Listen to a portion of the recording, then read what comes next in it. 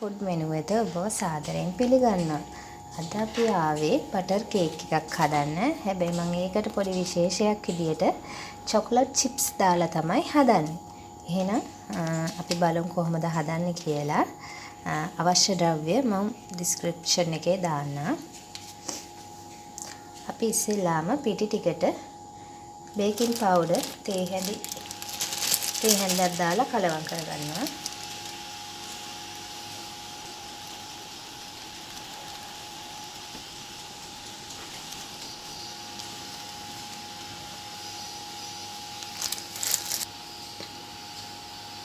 හොඳට පිටි ටික ඉස්සෙල්ලාම හදාගෙන ඉන්න. අපි දැන් බටර් ටික බීට් කරගෙන ඉන්නවා.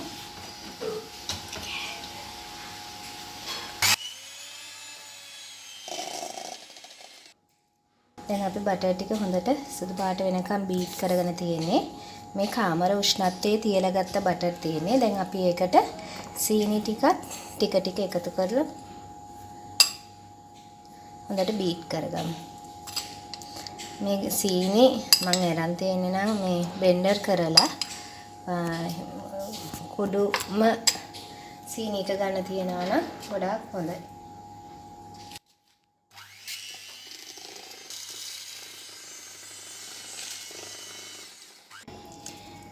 දැන් සීනි ටිකයි බටර් ටික හොඳට බීට් කරගෙන තියෙන්නේ.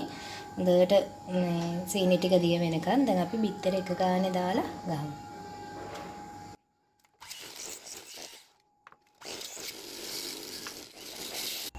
අපි දැන් මේකට වැනිලා තේ හැන්දකුත් දාගෙන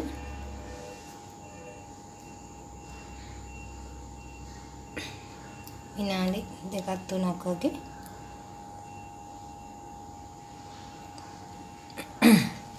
ආයි බීට් කරගන්න.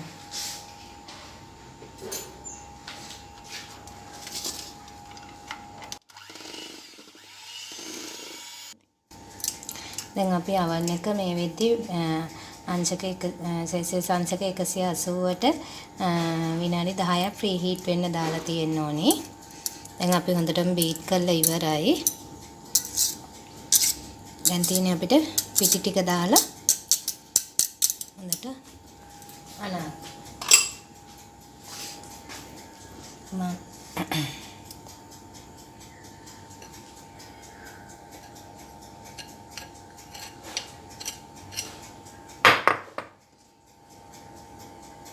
ටික තදා මම කලවම් කරගන්නේ.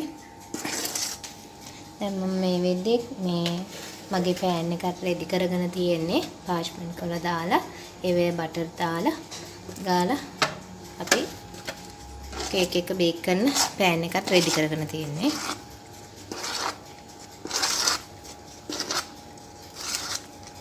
මේකේ පිටි ටික එක අතට හොඳට කලවම් කරගන්න. වැඩි වෙලා කලවම් කරගන්නත් එපා.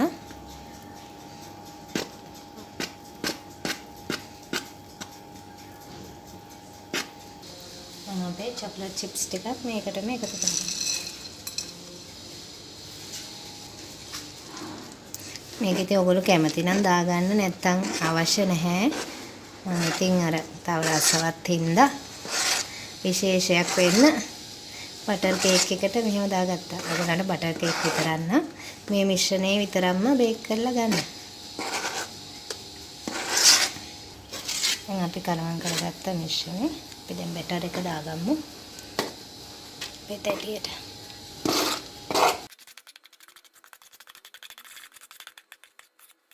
දැන් තියෙන්නේ කිලෝ එකක ප්‍රමාණයක තැටියක්. මොකද මගේ බඩට එක මේ මිශ්‍රණය දැම්මහම කිලෝ එකකට වැඩි ප්‍රමාණයක් පොඩ්ඩක් වෙනවා.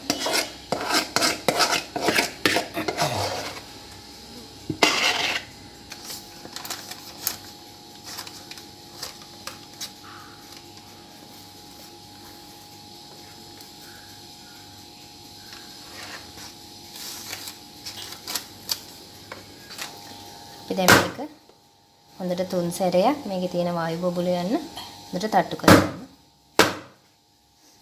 දැන් මේක තියෙන අපිට බේක් කරන්න දාන්න.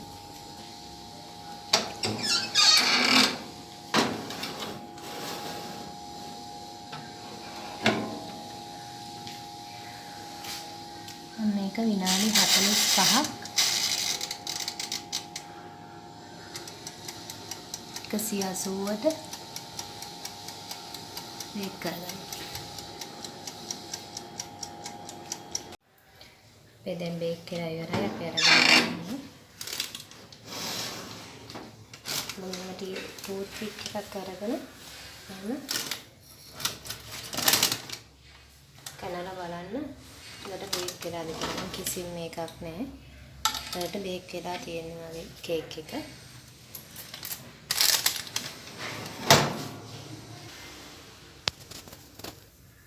අර වෙන්නේ